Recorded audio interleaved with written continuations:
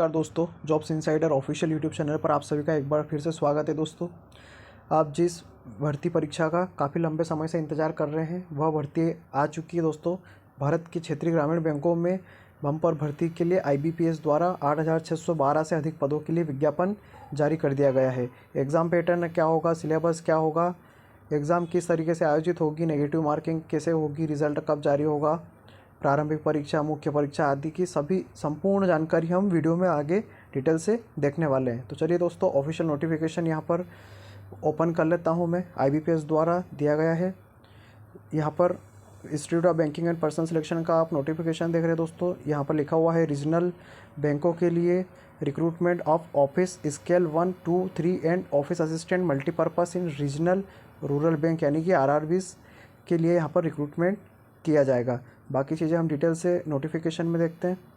दोस्तों, यहाँ पर डिटेल नोटिफिकेशन की बात करें अगर, तो इंस्ट्रक्शन दे रखे हैं यहाँ पर, जो आप देख लीजिएगा अपने हिसाब से। ये जो नॉर्मल इंस्ट्रक्शन होते हैं नाबार्ड वगैरह के बारे में सब कुछ लिखा हुआ है यहाँ पर, जो कि रीजनल बैंकों के लिए काम करते हैं। यहाँ पर पार्टिसिपेंट RRBs के बारे में इन्होंने बताया कि कौन कौन से RRBs यहाँ पर पार्टिसिपेंट करने वाले हैं, यानी कि कहाँ कहाँ पर कौन कौन सी बैंक में आपकी जॉब लगेगी, किस इलाके में कौन सी बैंकों के लिए यहाँ पर वैकेंसी है, यहाँ पर ये डिटेल से दे रखा है। तो अप्लाई करते टाइम आप देख लीजिएगा आप किस रीजन से अप्लाई करने वाले हैं। देखिए यहाँ पर आंध्र प्रदेश ग्रामीण विकास बैंक है, आर्यव्रत बैंक है, असम ग्रामीण विकास बैंक है, बड़ौदा गुजरात ग्रामीण बैंक है, बड़ौदा UP बैंक है, दक्षिण बिहार ग्रामीण बैंक है, छत्तीसगढ़ राज्य ग्रामीण बैंक है। तो इस प्रकार की जितनी भी ग्रामीण बैंक है भारत की, उनके लिए यहाँ पर वैकेंसी निकली है। यहाँ पर एक बात लिखी है ना, desired local language proficiency as prescribed by the participating bank, यानी कि आप आंध्र प्रदेश की इस बैंक के लिए अप्लाई कर रहे हैं तो आपको तेलुगु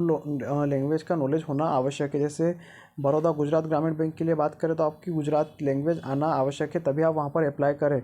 एक वर्क कल्चर में भी आपको डिफ़िकल्टी होगी, उसके साथ में यहाँ पर इन्होंने अप्लाई करने के लिए भी स्पष्ट कहा है कि लैंग्वेज के हिसाब से आप अप्लाई करें। ये सभी लैंग्वेज आप देख लीजिएगा। दोस्तों, मध्य प्रदेश ग्रामीण बैंक यहाँ पर दी हिंदी लैंग्वेज के लिए। इस प्रकार से सभी बैंकों के बारे में बताया गया है। अगर बात करें एलिजिबिलिटी क्राइटेरिया की, तो यहाँ पर हम एज, एजुकेशन और अदर दूसरे एलिजिबिलिटी क्राइटेरिया के बारे में विस्तार से देखने वाले हैं। नेशनलिटी की बात करें, यहाँ पर इन्होंने सिटीजनशिप के बारे में कहा है। सिटीजन ऑफ इंडिया, नेपाल के लोग भी अप्लाई कर सकते हैं, भूटान के लोग भी कर सकते हैं, तिब्बत रिफ्यूजी जो इंडिया में आए हैं 1962 से पहले, वो भी आवेदन कर सकते हैं। Indian origin who is married from Pakistan, Burma, ये यहाँ पर सभी लोग आवेदन कर सकते हैं IBPS ग्रामीण बैंक के लिए। एज की बात करें यहाँ पर एज क्राइटेरिया के लिए, तो दोस्तों यहाँ पर एज की कट ऑफ डेट यहाँ पर इन्होंने बताई है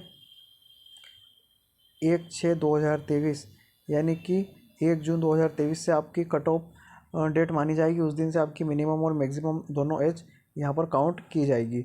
for officer scale 3 senior manager के लिए यहाँ पर अबाउट 21 ईयर और बिलो 14 ईयर्स मांगा है, यानी कि 40 से ज़्यादा नहीं होनी चाहिए, 21 से कम होनी चाहिए कट ऑफ डेट के पास, जो कि बोर्ड डेट यहाँ पर इन्होंने इंक्लूड करी है। ठीक है दोस्तों, उसके बाद ऑफिसर स्केल 2 की बात करें, ये भी मैनेजर के लिए है। अबाउट 21 और बिलो 32 होना चाहिए। फिर ऑफिसर स्केल 1 असिस्टेंट मैनेजर 18 साल मिनिमम है यहाँ पर, और मैक्सिमम 30 साल यहाँ पर रखी गई है। ऑफिस असिस्टेंट मल्टीपर्पज़ की बात करें तो 18 से 28 के बीच में यहाँ पर रखी गई है यह भी। ठीक है दोस्तों, अगर कैटेगरी की बात यहाँ पर एज इलेक्शन कैटेगरी वाइज देखा जाए तो शेड्यूल कास्ट और शेड्यूल ट्राइब के लिए 5 साल की छूट है यहाँ पर मैक्सिमम एज में, यानी कि जो 35 या 42 हमने डिस्कस करा वो यहाँ पर 5 साल और एक्सटेंड करके आपको टाइम मिलेगा। अदर बैकवर्ड क्लास यानी OBC वाले भाई बहनों की बात की जाए अगर, तो यहाँ पर 3 वर्ष की छूट मिलने वाली है आपको। पर्सनल विद बेंचमार्क डिसेबिलिटी जो PWD वाले भाई बहन, उनको 10 वर्ष की छूट मिलेगी, और एक्स सर्विसमैन को यहाँ पर उनके जो कैटेगरी वाइज और +3 ईयर करके छूट मिलेगी। ठीक है दोस्तों, यहाँ पर ये सभी वीडियोस वगैरह के लिए पर्सन इफेक्टेड बाय 1984 और 5 ईयर सब के लिए यहाँ पर छूट दे रखी है। तो आप डिटेल से देख लीजिएगा, अप्लाई करते टाइम नोटिफिकेशन आपको मिल जाएगा।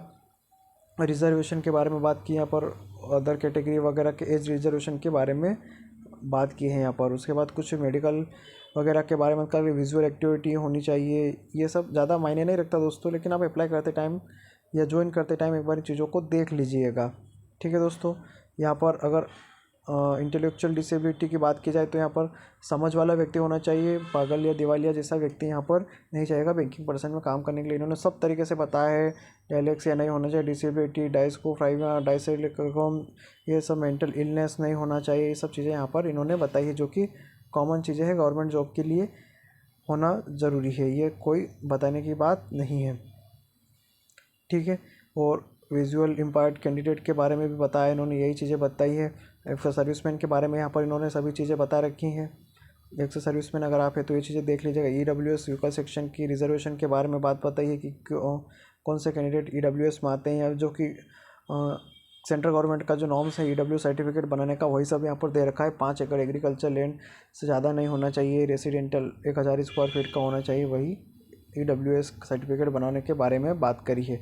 अब मेन मुद्दे की बात आती है, जो अपने सबसे ज़्यादा काम की है दोस्तों, वो है एजुकेशन क्वालिफिकेशन। क्वालिफिकेशन की अगर बात की जाए, is on the last date of online registration 21 of June 2023। जो क्वालिफिकेशन और पोस्ट क्वालिफिकेशन एक्सपीरियंस ये सब के बारे में यहाँ पर दिया है। जो ऑफिस असिस्टेंट मल्टीपर्पज़ की पोस्ट हैं, इन्होंने यहाँ पर कहा है bachelor degree in any discipline from recognise university और इट्स इक्विवेलेंट, यानी कि आपके पास बैचलर डिग्री हो देश की किसी भी यूनिवर्सिटी से, किसी भी सब्जेक्ट से चलेगा। Proficiency in local language as prescribed by the participating RRB। वही आपको बात पहले ऊपर बताई है कि अगर आप तेलंगाना की किसी ग्रामीण बैंक के लिए अप्लाई कर रहे हैं तो वहाँ की लोकल लैंग्वेज जो तेलुगु है वो आपको आना चाहिए, वहाँ की उसमें प्रोफिशिएंसी होनी चाहिए, और वर्किंग नॉलेज ऑफ कंप्यूटर भी होना चाहिए आपको बैंकिंग जॉब के लिए, ठीक है दोस्तों। ऑफिसर स्केल 1 असिस्टेंट मैनेजर के क्वालिफिकेशन की बात कर रहे हैं यहाँ पर, तो bachelor degree in any discipline from recognise university से मांगा है। Preference will be given to candidate having degree, अगर इन से है आपके पास डिग्री तो इसको प्रेफरेंस दी जाएगी, जैसे हॉर्टिकल्चर है, forestry, animal husbandry, veterinary science, agriculture आदि। Proficiency in local language as prescribed by RRB और वर्किंग नॉलेज इन कंप्यूटर, वही एलिजिबिलिटी यहाँ पर तीनों को दी है। एक्सपीरियंस लेवल की बात की जाती है, दोनों में कोई एक्सपीरियंस नहीं मांगा है। वही अगर बात की जाए officer scale 2 general banking officer manager की, तो बैचलर डिग्री यहाँ पर इन्होंने मांगी है। उसके बाद वो विद मिनिमम 50%, यहाँ पर एक बात इन्होंने लिख दी, मिनिमम 50% नंबर होना चाहिए आपके पास बैचलर डिग्री में। In aggregate preference will be given to candidate having degree in banking, finance, marketing, agriculture, horticulture, forestry, इन सब में से अगर इन सब में से कोई डिग्री है तो आपको प्रेफरेंस दी जाएगी। अगर एक्सपीरियंस लेवल की बात की जाए, 2 years as an officer in bank और फाइनेंशियल इंस्टीट्यूट, यानी कि आपने कोई भी फाइनेंस सेक्टर में 2 वर्ष से काम कर रखा है, 2 वर्ष का एक्सपीरियंस, यानी कि कोई प्राइवेट बैंकिंग सेक्टर या NBFC या फाइनेंस सेक्टर में आपने काम किया हो। फिर बात करें officer scale 3 specialist officer manager की, तो इंफॉर्मेशन टेक्नोलॉजी ऑफिसर की रिक्रूटमेंट है यहाँ पर। Bachelor degree from recognise university in electronics, communication और कंप्यूटर साइंस, यहाँ पर विशेष ध्यान दीजिएगा दोस्तों। इंफॉर्मेशन टेक्नोलॉजी और its equivalent with minimum 15% mark होने चाहिए यहाँ पर, और सर्टिफिकेट ASP, PHP, C++, जावा, VB, VC, OCP, ETC, ये टेक्निकल पोस्ट है दोस्तों। यहाँ पर आपके पास कोडिंग लैंग्वेज का भी नॉलेज होना चाहिए। 1 year का एक्सपीरियंस मांगा है यहाँ पर इसको रिलेटेड फील्ड में। और यहाँ पर लॉ ऑफिसर के लिए अलग चीज़ें मांगी है। उसके बाद में चार्टेड अकाउंटेंट अगर तो 1 year का एक्सपीरियंस चाहिए। लॉ ऑफिसर भी है इसके अंदर, उसके लिए भी 2 year का एक्सपीरियंस यहाँ पर मांगा है। ट्रेजरी मैनेजर के लिए यहाँ पर 1 year का एक्सपीरियंस मांगा है। मार्केटिंग ऑफिसर के लिए यहाँ पर 1 year का experience. MBA in marketing from recognise university, 1 year experience. Agriculture officer अगर हैं बनना है आपको तो 2 year का एक्सपीरियंस मांगा रिलेवेंट फील्ड, और साथ में इन सब्जेक्ट में से कोई एक के साथ आपके 50% की डिग्री होना आवश्यक है। वहीं बात करें ऑफिसर स्केल 3 सीनियर मैनेजर की, तो bachelor degree in any discipline, कोई भी डिग्री से है वो 50% से बैचलर डिग्री होनी चाहिए यहाँ पर, और minimum 5 year experience N officer in bank और फाइनेंशियल इंस्टीट्यूट। गवर्नमेंट इंस्टीट्यूट में आपके पास 5 साल का एक्सपीरियंस होना आवश्यक है फाइनेंशियल इंस्टीट्यूट में काम करने का, ठीक है दोस्तों। बाकी सभी चीज़ें ये एजुकेशन क्वालिफिकेशन के बारे में और इन्होंने डिटेल से बताया है यहाँ पर। अगर वहीं बात करें आगे क्रेडिट हिस्ट्री की दोस्तों, इन्होंने यहाँ पर क्रेडिट हिस्ट्री भी मांगा है। बैंकिंग टर्म्स में क्रेडिट हिस्ट्री होता है सिबिल जिसको बोलते हैं, जो कि आपके लोन वगैरह या बैंकिंग से जो पुराना व्यवहार रहा है, वो किस तरह का बिहेवियर है आपका बैंकों से, आपके टाइम से लोन वगैरह चुकाते हैं नहीं है, उसके बेस पर एक क्रेडिट स्कोर जारी किया जाता है रिजर्व बैंक ऑफ इंडिया द्वारा। वह स्कोर के बारे में उन्होंने कहा है कि the candidate applying shall ensure that maintain the healthy credit score and shall have minimum CIBIL score 650 यानी 650 आपका सिविल स्कोर होना चाहिए, तभी आप अप्लाई करें और तभी आपको जो मिल पाएगी यहाँ पर। The minimum credit score will be as per the policy of participating RRB amendment from time to time. यहाँ पर यह चेंज भी होता है, सिविल स्कोर जो आरआरबी कहेंगे उनके हिसाब से रहेगा। अगर एप्लीकेशन फ़ीस की बात की जाए यहाँ पर दोस्तों और अदर चार्जेस की बात की जाए तो एप्लीकेशन फ़ीस और ये जो डेट है यहाँ पर अप्लाई करने की उसके हिसाब से ऑफिसर स्केल 1 2 3 की 175 है, including GST of SC ST and PW candidate. और अगर बात की जाए ऑल अदर कैटेगरी की तो 850 रुपये हैं, यानी कि OBC EWS और जनरल कैंडिडेट की फ़ीस यहाँ पर 850 रुपये लगेगी। वहीं अगर बात की जाए दोस्तों ऑफिस असिस्टेंट की मल्टीपर्पज़ की तो यही वही फीस है यहाँ पर जो ऑफिसर स्किल की 175 और 850।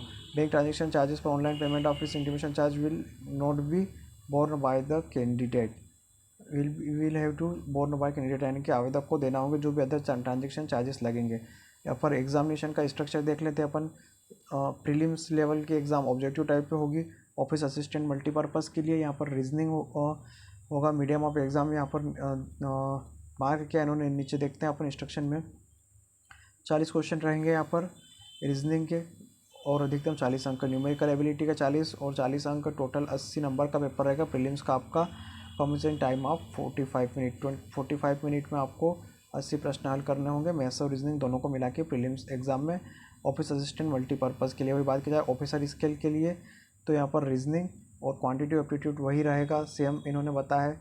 45 मिनट के लिए यहाँ पर 80 प्रश्न का पेपर यहाँ पे ऑब्जेक्टिव रहने वाला है। Prelims candidate both have to qualify in both of test by securing minimum cut off mark.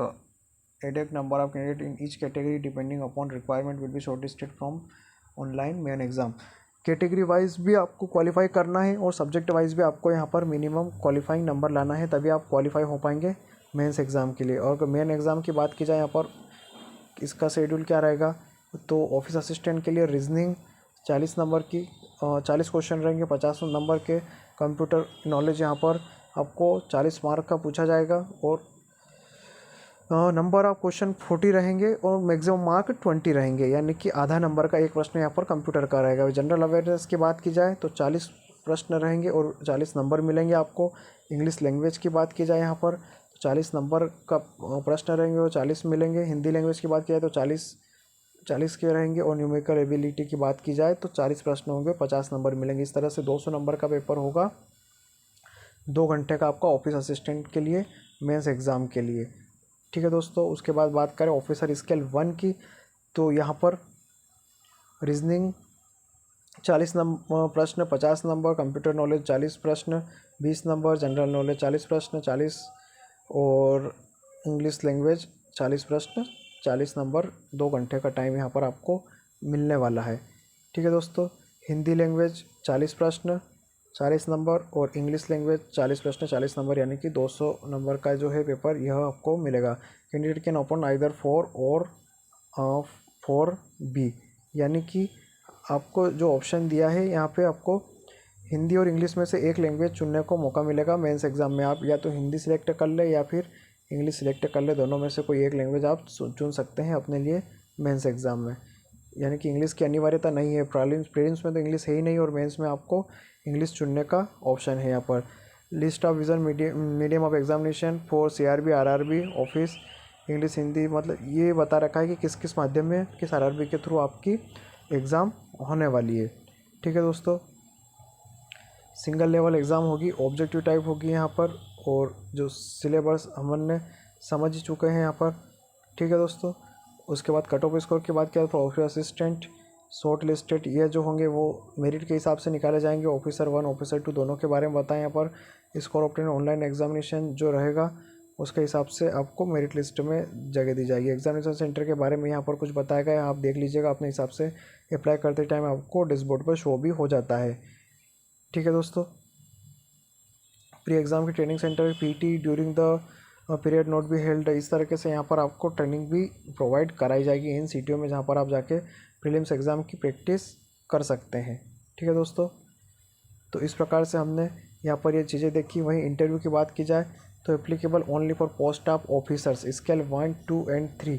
In post के लिए आपको केवल इंटरव्यू होगा, बाकी पोस्ट के लिए आपको यहाँ पर इंटरव्यू नहीं देना होगा, यानी कि जो मल्टीपर्पज़ वगैरह की पोस्ट है उनके लिए इंटरव्यू नहीं देना होगा। मेंस एग्जाम के बाद आपको इंटरव्यू के लिए बुलाया जाएगा। The total marks allotted for interview are 100 और मिनिमम क्वालिफिकेशन टोटल 100 नंबर का और minimum qualification mark in interview will not be less than 40%। 40% से कम आपको नंबर नहीं लाना है। अगर इससे कम नंबर लाएंगे तो बाहर हो जाएंगे आप। ठीक है दोस्तों, और डॉक्यूमेंट अपलोड करने वाले के बारे में आपको यहाँ पर जानकारी दी गई है।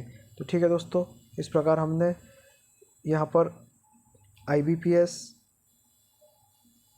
जो है उसके द्वारा निकाली जाने वाली RRB रीजनल रूरल ग्रामीण बैंक की 12th नंबर वाली वैकेंसी की बात करी डिटेल में, और एग्ज़ाम पैटर्न वगैरह को हमने समझा। अगर आप एलिजिबल हैं तो आप आवेदन ज़रूर करिएगा। ये ग्रामीण बैंकों में जॉब करने का बहुत शानदार मौका है दोस्तों। और यहाँ पर सबसे बड़ी दिक्कत इंग्लिश की होती है बच्चों को, तो इंग्लिश यहाँ पर अनिवार्यता नहीं है, आप ऑप्शन लेकर चल सकते हैं। वही एक्सपीरियंस वाले लोगों के लिए भी यहाँ पर फ़ायदा होने वाला है, क्योंकि एक्सपीरियंस फाइनेंस सेक्टर में एक्सपीरियंस वाले लोग कम ही मिलते हैं जो तैयारी करने वाले होते हैं। अगर आप तैयारी भी कर रहे हैं और एक्सपीरियंस भी है तो आप यहाँ पर आराम से सिलेक्ट हो जाएंगे। ठीक है दोस्तों, अप्लाई करने की लिंक आपको डिस्क्रिप्शन में मिल जाएगी। पल पल की जॉब से संबंधित जानकारी के लिए आप हमारे टेलीग्राम और व्हाट्सएप ग्रुप को ज्वाइन कर सकते हैं, जो कि डिस्क्रिप्शन बॉक्स में दिया है। और हमारे यूट्यूब चैनल को सब्सक्राइब अवश्य कर लीजिएगा और दोस्तों के साथ शेयर करिएगा। ठीक है दोस्तों, धन्यवाद।